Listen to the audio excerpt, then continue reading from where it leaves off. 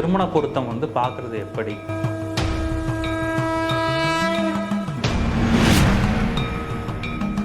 மற்ற கேஸுகளை விட இன்றைக்கி திருமணம் பண்ணி இந்த டிவோர்ஸில் இருக்கிறவங்க தான் நிறையா இருக்கிறாங்க. அப்போ இதை என்ன காரணம் அப்படின்னு பார்த்துக்கிட்டிங்கன்னா,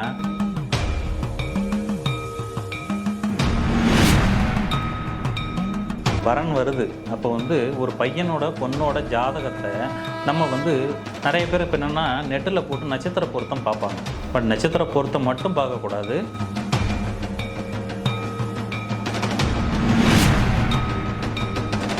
நமக்கு 10 பொருத்தம் இருக்கா, அதில் எத்தனை பொருத்தம் இருக்குது அப்படின்றத நம்ம கண்டிப்பாக பார்க்கணும். அப்போ அந்த 10 பொருத்தத்தில் முக்கியமான பொருத்தம் என்ன?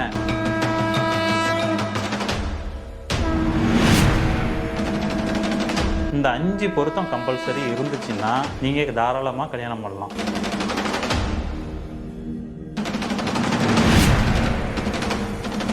நான் 10 பொருத்தம் பார்த்து தான் கல்யாணம் பண்ணேன், 10 பொருத்தமும் இருக்குது அப்படின்னு சில பேர் சொல்கிறாங்க. ஆனால் அந்த 10 பொருத்தம் பார்த்தும் ஏன் இந்த மாதிரி பிரச்சனை வருதுன்னா,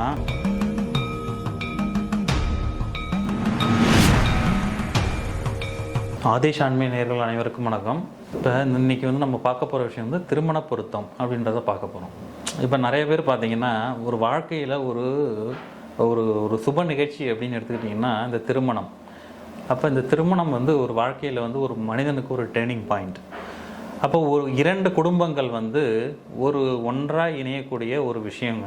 அது புது உறவு நம்ம வீட்டுக்கு வராங்கன்னா அது திருமணம்ன்ற ஒரு விஷயத்தினால தான். அப்போ இந்த திருமண பொருத்தம் பார்க்குறது எப்படி?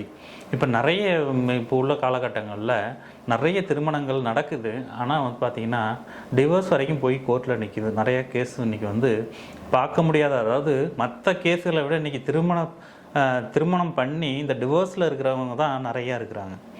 அப்போ இதை என்ன காரணம் அப்படின்னு பார்த்துக்கிட்டிங்கன்னா, இந்த பொருத்தம் கரெக்டாக நம்ம பார்க்கணுங்க. எப்பயுமே இந்த திருமண பொருத்தம்ன்றத நீங்கள் கரெக்டாக பார்த்து பண்ணும்போது இந்த பிரச்சனைகள் வராது.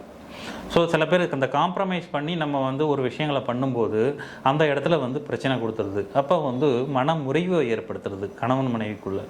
அப்போ அதை நம்ம எப்படி பார்க்கணும்? ஒரு வரன் வருது. அப்போ ஒரு பையனோட பொண்ணோட ஜாதகத்தை நம்ம நிறைய பேர் இப்போ என்னென்னா நெட்டில் போட்டு நட்சத்திர பொருத்தம் பார்ப்பாங்க. பட் நட்சத்திர பொருத்தம் மட்டும் பார்க்கக்கூடாது, நமக்கு கிரக பொருத்தமும் பார்க்கணும். மற்ற இணைவுகள் எப்படி இருக்குது அப்படின்றதையும் நம்ம பார்க்கணும். அப்போ என்னென்னா நம்ம ஒரு ஜாதகம் 2 ஜாதகம் வருதுன்னாக்கா நம்ம ஃபஸ்ட்டு பார்க்க வேண்டியது நட்சத்திர பொருத்தம் கண்டிப்பாக பார்க்கணுங்க. நமக்கு 10 பொருத்தம் இருக்கா, அதில் எத்தனை பொருத்தம் இருக்குது அப்படின்றத நம்ம கண்டிப்பாக பார்க்கணும். அப்போ அந்த 10 பொருத்தத்தில் முக்கியமான பொருத்தம் என்ன அப்படின்றத நம்ம கவனிக்கணும். அப்போ 10 பொருத்தத்தில் என்ன முக்கியமான பொருத்தம்? தினம், கணம், யோனி, ராசி, ரஜ்ஜு. ஸோ இதெல்லாம் முக்கியமான 5 பொருத்தங்க. இந்த 5 பொருத்தம் கம்பல்சரி இருந்துச்சுன்னா நீங்கள் தாராளமாக கல்யாணம் பண்ணலாம். கண்டிப்பாக எந்த பிரச்சனையும் வராது. அப்போ அந்த நட்சத்திர பொருத்தத்தில் இந்த 5 பொருத்தம் முக்கியம். இது இல்லாமல் கண்டிப்பாக மேலே உங்களுக்கு ஒரு 2-3 பொருத்தம் கண்டிப்பாக வரும். சில பேருக்கு 10 பொருத்தம்லாம் வருது. பட் ஏன் அவங்களுக்கு பிரிவினை வருது? நான் 10 பொருத்தம் பார்த்து தான் கல்யாணம் பண்ணேன், 10 பொருத்தமும் இருக்குது அப்படின்னு சில பேர் சொல்கிறாங்க. ஆனால் அந்த 10 பொருத்தம் பார்த்தும் ஏன் இந்த மாதிரி பிரச்சனை வருதுன்னா, கிரக பொருத்தங்கள் நம்ம பார்க்கும்போது கரெக்டாக பார்க்கணும். அந்த கிரகங்கள் கரெக்டாக இருக்கா, நட்பு கிரகத்தோட எப்படி சஷ்டாஷ்டமாக இருக்கா, இந்த மாதிரி விஷயங்கள் நம்ம பார்க்கணும். அப்போ என்னென்னா கிரக பொருத்தம் 2வதாக நம்ம கண்டிப்பாக பார்க்கணுங்க. அப்போ கிரக பொருத்தம் நம்ம எப்படி பார்க்கணுன்னாக்கா, ஒரு கிரகம் பெண் லக்னாதிபதி, ஒரு ஜாதகத்தில் பெண் லக்னாதிபதி ஆண் லக்னாதிபதி எப்படி இருக்கிறாருங்கிறதையும் நம்ம பார்க்கணுங்க. லக்னம், பெண் லக்னம் ஆண் லக்னம் எப்போதுமே நம்ம இது பொருத்தம் பார்க்கும்போது, அதாவது பெண்ணுடைய ஜாதகத்தை வச்சு தான் நம்ம ஆணுடைய ஜாதகத்தை வச்சு கம்பேர் பண்ணி எடுக்கணும். எப்பயும் ஆணுடைய ஜாதகத்தை நம்ம திருமண பொருத்தத்துக்கு முதன்மையாக எடுத்துக்கக்கூடாது, பெண்ணோட ஜாதகத்தை தான் முதன்மையாக எடுத்துக்கணும். எடுத்துக்கிட்டு நம்ம இந்த விஷயங்களை பார்க்கணும். அப்போ கிரக பொருத்தத்தில் நம்ம இதை பார்க்கணும். அப்போ செவ்வாய் தோஷம் இருக்கா, ராகுக்கு எது தோஷம் இருக்கா அப்படின்றத நம்ம பார்க்கணும். அப்போ இந்த மாதிரி விஷயங்கள்லாம் நம்ம பார்த்து பண்ணணும். 3வதாக இந்த நான் சொன்ன விஷயங்கள் லக்னம் டு லக்னம் எப்படி இருக்குன்றத பார்க்கணும். லக்ன பொருத்தம் பார்க்கணும். அதுக்கப்புறம் நீங்கள் ராசி பொருத்தம் பார்க்கணும். அதுக்கப்புறம் நீங்கள் ஆயில் எப்படி இருக்குது 2 பேருக்கும் அப்படின்றதையும் பார்க்கணும். அப்போ கணவன் மனைவி ஒற்றுமை அந்த விஷயங்கள் பார்க்கணும், ஒத்து போகுமா என்ன அப்படின்றதையும் நம்ம வந்து பார்க்கணும். அப்போ சுக்கிரனுக்கும் செவ்வாய்க்கும் உள்ள இணைவு, அப்போ வந்து சுக்கிரன் வந்து பார்த்திங்கன்னாக்கா மனைவி, செவ்வாய்ன்றது ஒரு கணவன். அப்போ ஒரு பெண்ணோட ஜாதகத்தில் வந்து செவ்வாய் தான் கணவன், அப்போ ஒரு ஆணோட ஜாதகத்தில் சுக்கிரன்றது மனைவி.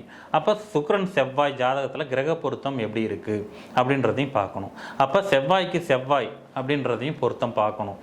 இந்த மாதிரி விஷயங்கள் புத்திர தோஷம் இருக்கா, ஸோ இதெல்லாம் வந்து அனலைஸ் பண்ணி கிரக பொருத்தமும் பார்க்கணுங்க. இது எல்லாமும் பார்த்து கரெக்டாக இருந்துச்சு அப்படின்னாக்கா கண்டிப்பாக அவங்க பிரிய மாட்டாங்க, வாழ்க்கையில் நல்ல நிலைமையில் இருப்பாங்க, நல்ல சந்தோஷமாக ஆரோக்கியமாக நல்ல ஒரு வாழ்க்கையை கொடுக்கும். அப்போ இந்த கிரக பொருத்தம் நட்சத்திர பொருத்தம் வந்து ரொம்ப ரொம்ப முக்கியங்க. இதை பார்த்து பண்ணும்போது கண்டிப்பாக 100% வந்து தப்பு நடக்காதுங்க. நம்ம ஏதோ ஒரு இடத்துல ஒரு காம்ப்ரமைஸ் ஆகி சரி இது இல்லைன்னா நான் இது இருக்குது அப்படின்ற மாதிரி நம்ம வந்து நிறைய பேர் இப்போ வந்து காம்ப்ரமைஸ் பண்ணி தான் வந்து மேரேஜ் பண்ணுறாங்க. ஆக்சுவலாக எனக்கு பார்த்திங்கன்னா ஒரு லாஸ்ட் வீக்கில் ஒரு கால் வருது, ஒருத்தர் எனக்கு ஃபோன் பண்ணுறாரு. நான் வந்து ஒரு 2 இயர்ஸ் முன்னாடி வந்து அவருக்கு சொன்னேன், ஒரு ஜாதகம் பார்த்துட்டு சொன்னேன் ஒரு பையனுக்கு இந்த பொருத்தம் இல்லைங்க பண்ணாதீங்க அப்படின்னு சொன்னேன். ஆனால் அவர் என்ன பண்ணார்னா வந்து எவ்வளோ நாளுங்க நான் பார்த்துட்ருக்கிறது, ஏதோ அட்ஜஸ்ட் பண்ணி பண்ணிக்க வேண்டியதாங்கன்னு சொல்லி கல்யாணம் பண்ணி வச்சார். பண்ணி வைத்து 1 வாரம் கூட ஆகலை, அவங்க பிரிஞ்சிட்டாங்க. அப்போ அந்த கிரகங்கள் பாருங்கள் அந்த வேலையை கண்டிப்பாக ஏற்படுத்துங்க. நீங்கள் வந்து ஏதோ ஒரு விஷயத்தில் வந்து நீங்கள் வந்து காம்ப்ரமைஸ் பண்ணி போனீங்கன்னாக்கா, பொருத்தம் இல்லாமல் பண்ணிங்கனாக்கா கண்டிப்பாக பிரிவினையை ஏற்படுத்தி விட்டுரும். ஸோ அதனால் வந்து இந்த கிரக பொருத்தமும் பார்க்கணும். நட்சத்திர பொருத்தத்தை தான் நிறையா பேர் பார்த்து பண்ணுறீங்க, அதை மட்டும் பார்க்கக்கூடாது. இந்த கிரக பொருத்தமும் பார்த்து பண்ணும்போது தான் அதில் என்ன தோஷம் இருக்குது, அதை எப்படி நிவர்த்தி பண்ணணும், அதை எப்படி சரி பண்ணணுன்ற விஷயத்தை நம்ம வந்து தெரிஞ்சு அதுக்குண்டான பரிகாரத்தை பண்ணால் மட்டும்தான் திருமணம் நல்லபடியாக நடக்குங்க. ஸோ இதை நீங்கள் ஃபாலோ பண்ணிக்கிங்க. இந்த மாதிரி விஷயங்களை வந்து நீங்கள் வந்து ஜோதிடத்தில் போனால் கூட நீங்கள் இதை கேட்டுக்கலாம். கிரக பொருத்தமும் பாருங்கள் எப்படி இருக்குது, என்ன எல்லாம் ஒத்து போகுதான்னு பாருங்கள் அப்படின்றத கேட்டு நீங்கள் வந்து திருமணத்தை நடத்திக்கலாம். இது வந்து உங்களுக்கு நல்ல ஒரு உபயோகமான ஒரு விஷயமா இருக்குன்னு நான் நம்புகிறேன். நன்றி, வணக்கம்.